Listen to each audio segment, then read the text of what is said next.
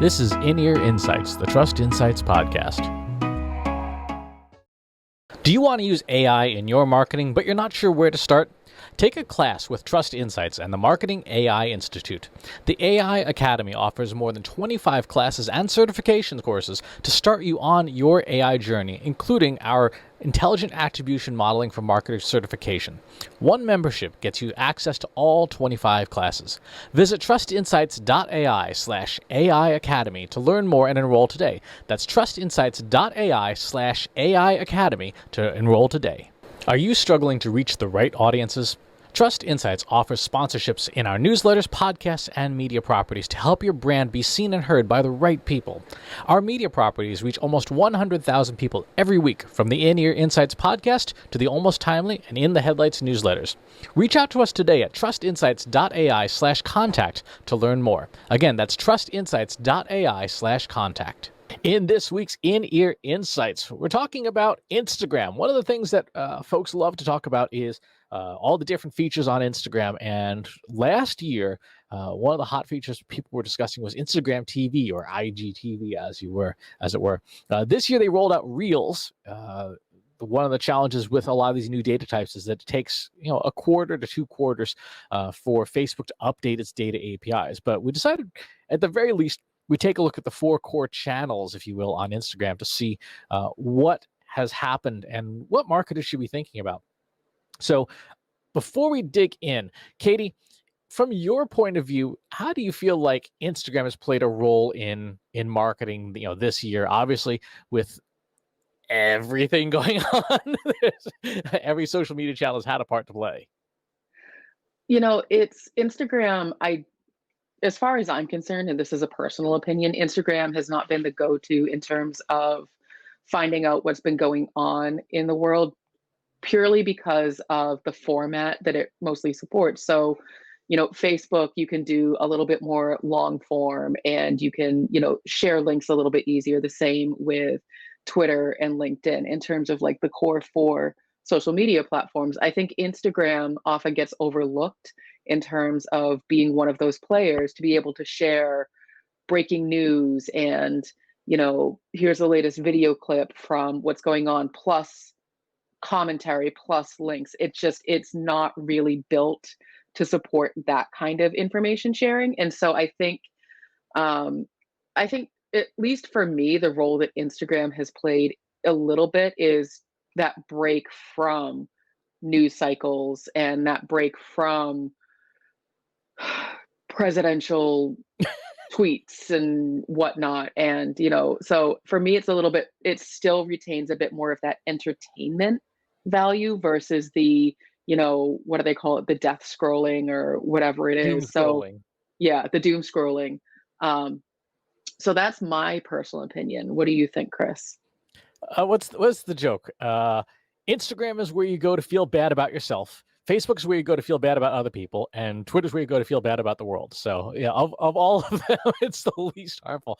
I would agree with you that, at least in my own personal usage, it is where I go to avoid a lot of the news stuff. Because there's still people posting some politics Mhm. stuff there. It's inevitable, but there are. The ratio of like puppy photos to politics is much higher on Instagram than it is on other social networks. Now that said, let's actually go ahead and dig into the data here. If you're listening to this version of the show, why don't you head on over to trustinsights.ai/blog, and you'll be able to see the blog post that goes with this. If you're watching the video, awesome. You'll get to see it. As I mentioned, we do this every year where we have these different stats. And what we're doing is we're pulling data out of Instagram for I think it was 3,000 brands, no, almost 4,000 brands, and 11,000 influencers. And what we're looking at is how does engagement look for these things? Now, an important disclosure here is that we're using the median instead of an average, because you'll have, the Kardashians of the world skewing the averages all over the place. So we look at median data. First, for brands, what we've got here are the 4 channel types: carousels, or the albums that you swipe left and right on, and Instagram. You've got individual photos in the newsfeed. You got videos, and then you got IGTV, which is essentially where long form videos go. And we start 2020. Everything is really high up. Relatively speaking, it's still 0.6% at the top. And what we see across the board for brands is that engagements kind of went down. And what really surprised me about this when I was looking at this was that if you look in the March April timeframe, there's a bump for IGTV and video.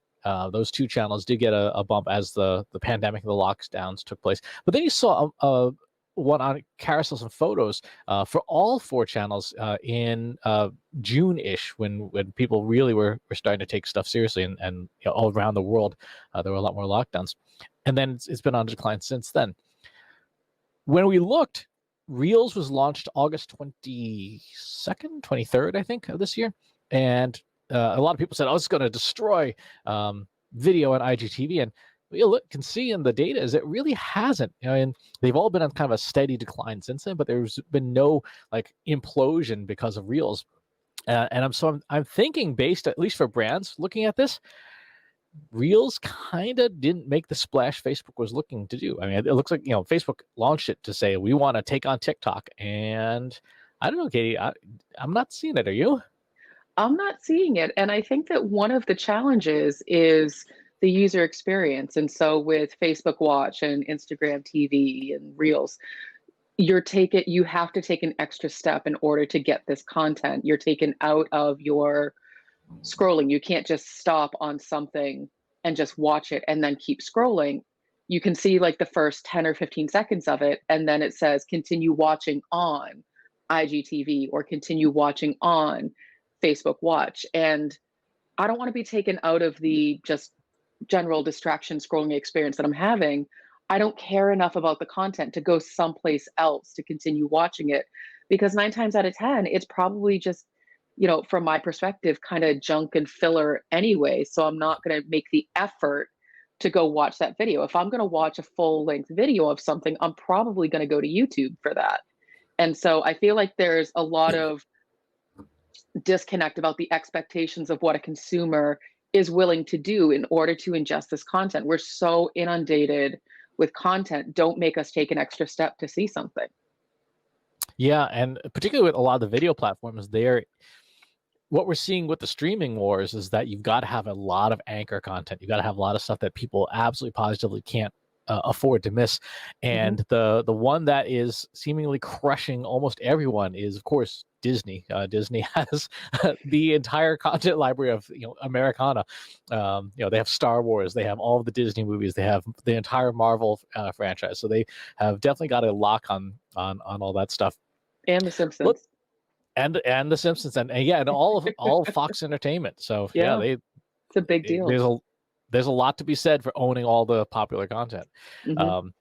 Okay, so let's move past brands. I'll say this with brands. If you're a brand right now, the top performing channel this year on Instagram has been carousels, those swipeable albums. So if you're figuring out what your overall Instagram content strategy is going to be, plan for it to be that.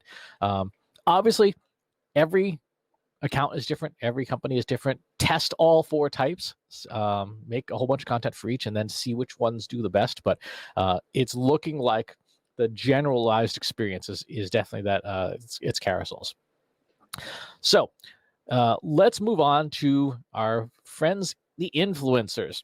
Now, the influencers are an interesting spot because first, across the board, their engagement rates are almost triple that of brands, which is understandable. It's personality driven. And that you saw a much more, you've actually seen in the last few weeks, and I can't explain this, substantial jumps in engagement on carousels and photos, whereas IGTV and video have remained relatively flat. And I couldn't tell you why. I don't know that there's anything that happened as of early October that suddenly made people go, oh my gosh, I need to be swiping through my my favorite influencers content more often. What do you think, Katie? I think a couple of things about the whole influencer marketing piece of it. I think that, influencer marketing in general is old. And I say that in the sense of like it was this hot thing, and now it's like everybody has an influencer and every celebrity is hawking something. And so it's like you tend to be desensitized to it. But the brands that are finding success are getting a little bit more creative, from my opinion, and they're starting to match up the right influencer with the right product. So, for example, and this one sticks out to me because, I'm biased to it because I have an affinity for both things. Sarah Michelle Gellar, who played Buffy the Vampire Slayer famously, teamed up with Apothic Wine, which their whole brand strategy is a little bit more gothic and dark. And they teamed up for the Halloween season. And I was like, oh, that makes a lot of sense to have that kind of an influencer with that kind of a brand versus just finding someone who has a lot of followers who might say, hey, I drank this water, hashtag ad. And like to me, it's really finding the right match of things.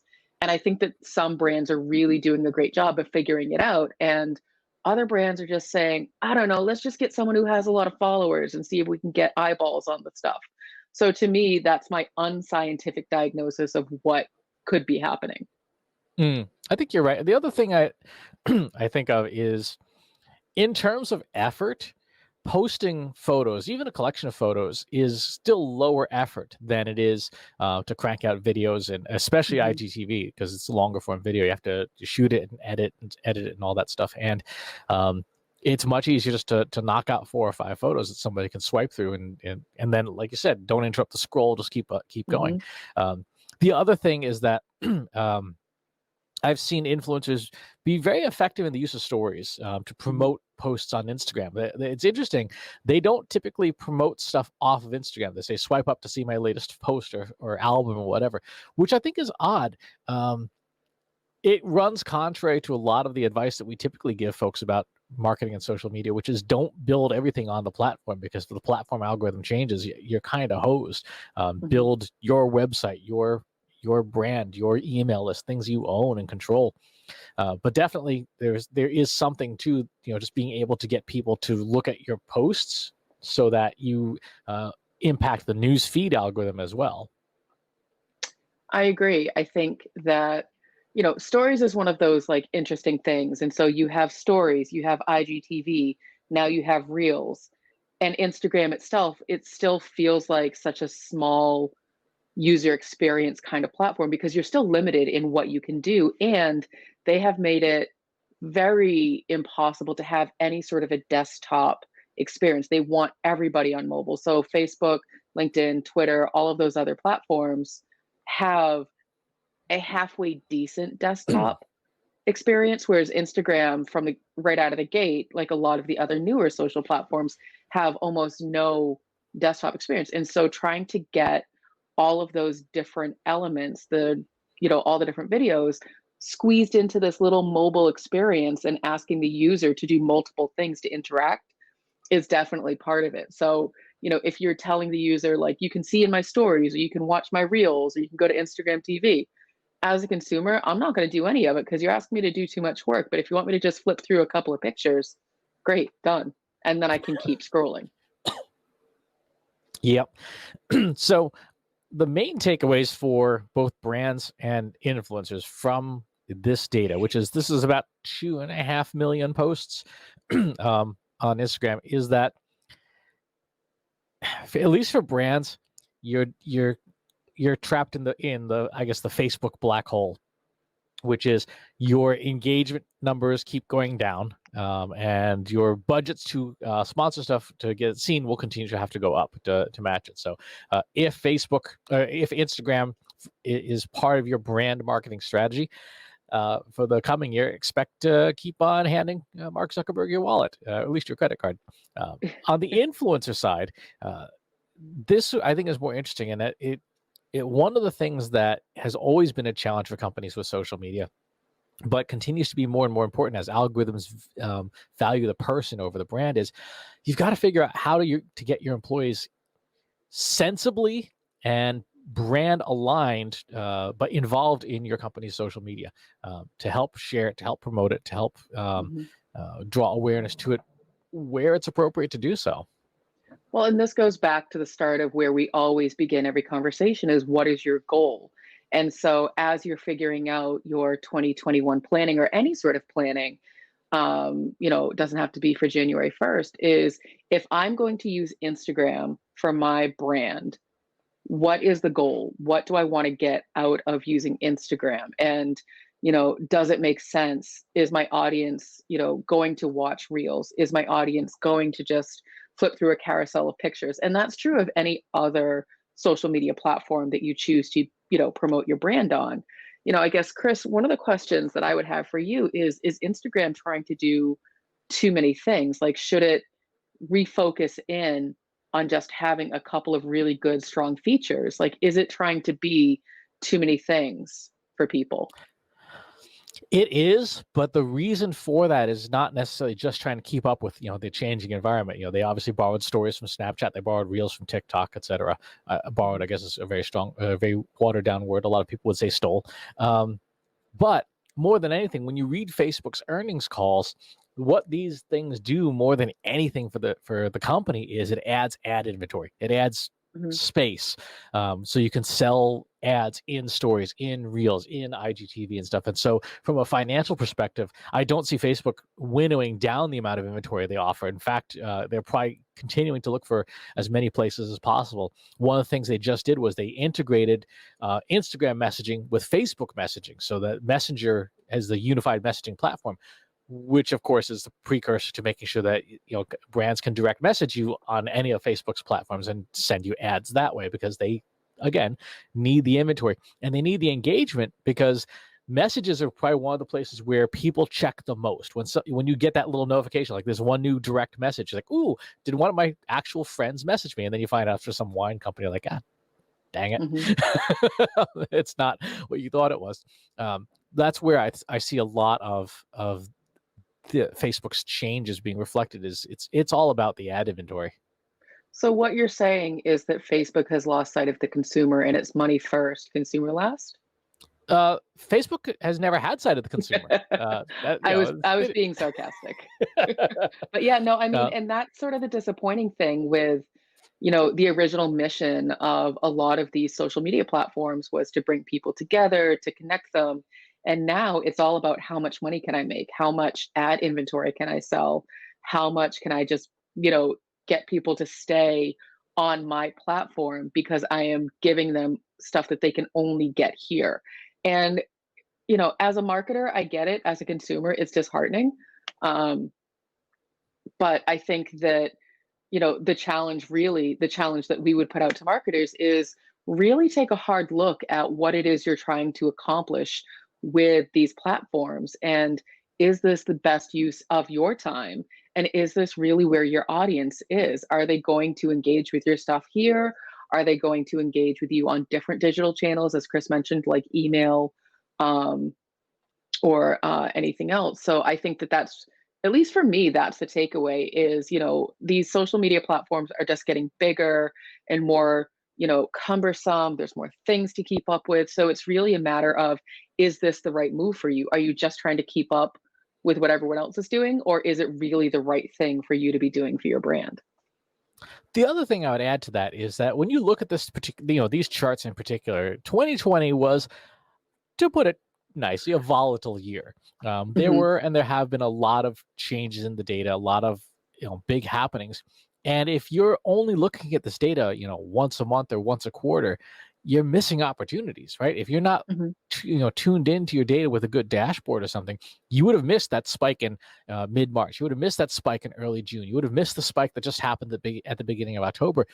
And with all these algorithms, everything is transitory because the algorithms are constantly retraining themselves, relearning. Hmm. And if you have good monitoring, if you have fast monitoring, when a spike occurs and it looks like it's not going to be just a one-off, you might want to change your strategy. You might, if you were looking at this and in early October, you notice that big jump in carousels and photos, you're like, huh, let's pivot for a week. Just try, post, let's put our video stuff on hold. Just try posting into this and see if we get the results out of it that we want. You've got to stay in touch with data, not just on social media sites, but across the board. You really need to be dialed in. The last thing I'll add is what we think of as social media is constantly changing, but what we think of as communities even more so. There have been some really interesting discussions and on various analytics forums and social media marketing forums about how much of a land grab Discord in particular and Slack have both taken a fairly big bite out of regular social media, because you can go to a channel that is just what you want to talk about and not see all the other stuff. And it's something to consider. I would say if we talked about this in last year's social networks report, and it's even more true this year. If you have not been giving thought to or investing in building your own communities when it comes to platforms you own, the boat has almost left, right? The train has almost left the station. It is, if you're not on board, you need to. And speaking of which, if you have not joined our Slack community, go to trustinsights.ai/analyticsformarketers, where you can chat with over 1,400 other folks who are talking about everything that Google is annoying us with Google Analytics for. Well, and to that end, Chris, if you start to build these communities, you can keep in touch with your audience and ask them, how do you ingest content? And that will give you a better sense of what to do with your social media channels as you're trying to push content out. It's constantly cyclical of talk to your audience, give them what they want, talk to your audience, give them what they want, continue to test, build new things, try new communities. You can't just say, I'm going to run Instagram for this year and then be done with it. There's a lot more that goes into it, because you need to make sure that you're talking with people and saying, what are you doing? Because the other thing, Chris, to your point about 2020, people are exhausted. And the behaviors in which were quote unquote normal in 2019 no longer exist. Everything has changed. The way people ingest information has changed. The amount of time people spend on platforms has changed. The way that they're thinking about, brands and connecting, everything has changed. Start talking to people. If you're not sure what to do, reach out to your audience and say, tell me what would best help you. That's probably where you should start.